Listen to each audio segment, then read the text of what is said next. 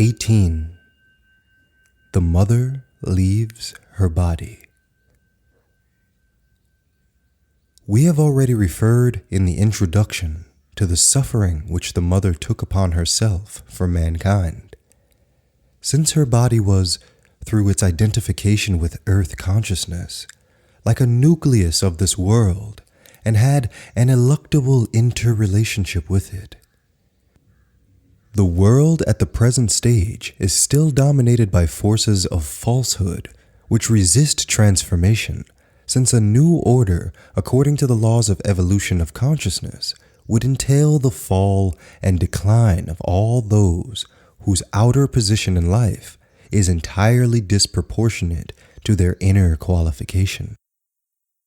Perhaps it was these resistances in the world, or obstacles deep in the material layer, which brought about a paralysis of one of her legs in December 1970 and precipitated her into incredible suffering, a suffering which she could not escape through proven yogic techniques such as detaching the consciousness from the body, transforming pain into joy, etc.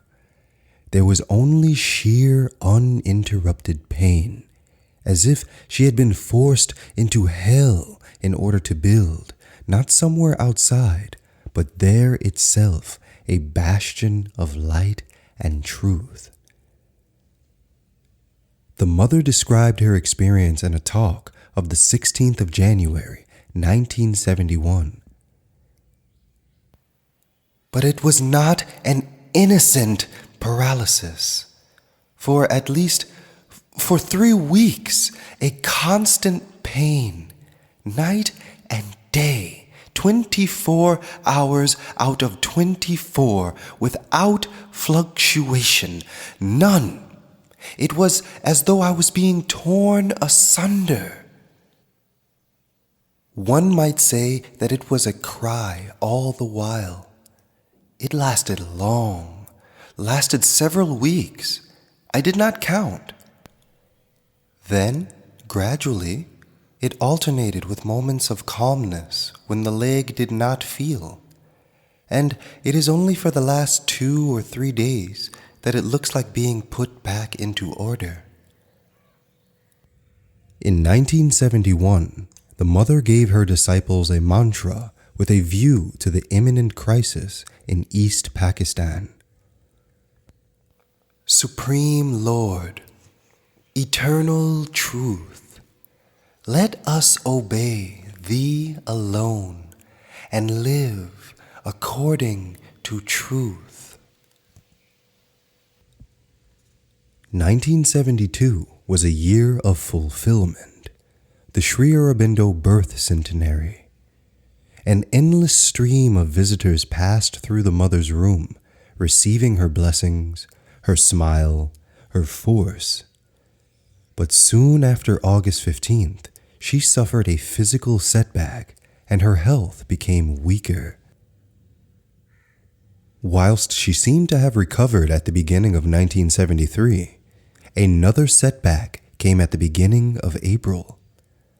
On the 2nd of April, access to the mother was greatly restricted and only a dozen sadhaks could go and see her very shortly. Her activities were now more and more reduced, but she gave darshan on the terrace on the 24th of April. On the 20th of May, she suffered a complete physical breakdown. Only 4 attendants, Pranab, Champaklal, Kamud, and Vasudha, were with her now by turns, whilst 2 doctors kept watch over her health.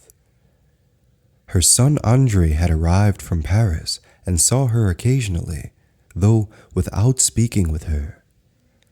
In this situation, it seemed uncertain whether the mother would be able to give darshan on the 15th of August.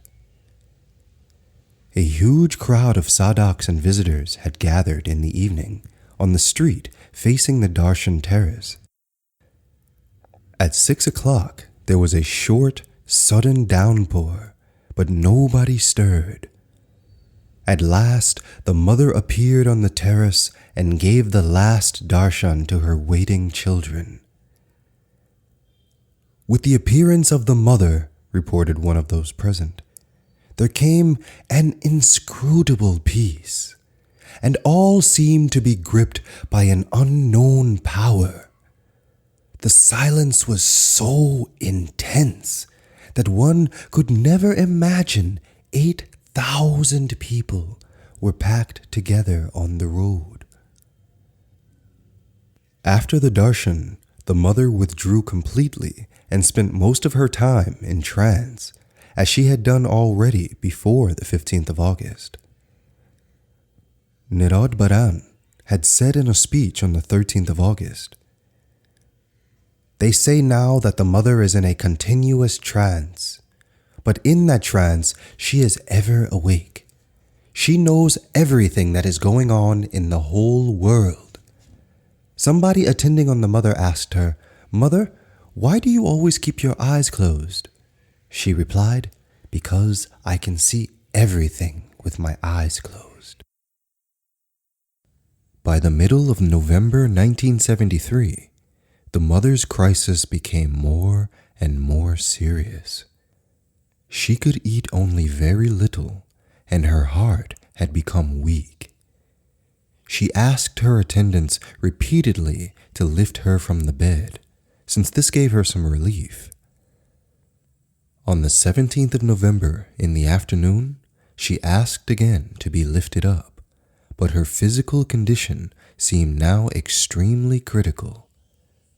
There was great respiratory distress, and Dr. Sanyal was called. When her pulse failed, he tried a heart massage, but the earthly life of the mother had come to an end.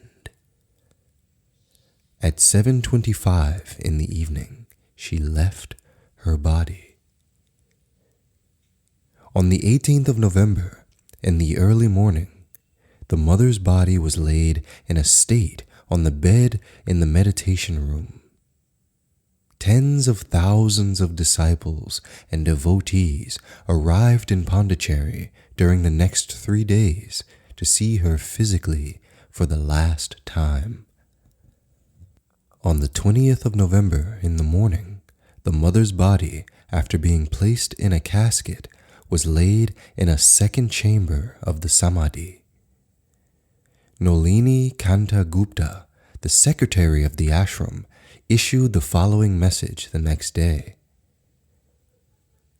"Mother once told me, if ever I leave my body, my consciousness will remain with you. Mother is present amongst us, and her work continues. Let us once more dedicate ourselves for her work of transformation with utmost sincerity and faithfulness." The mother's physical presence had come to an end, but her disciples were there to continue the work, and she herself remains in close contact with the earth atmosphere from the other side in a supramental body in the subtle physical world. The foundation for a new creation has been laid, and whosoever is today living on earth participates in it, whether he knows it or not, whether he wants it or not. In 1958, the mother had said to her disciples,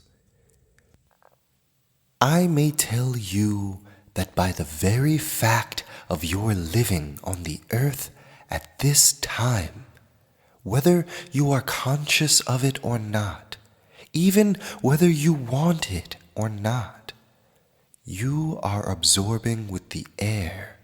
You breathe this new supramental substance which is spreading out in the earth atmosphere now. And it is preparing in you things which will manifest very suddenly, as soon as you have taken the decisive step."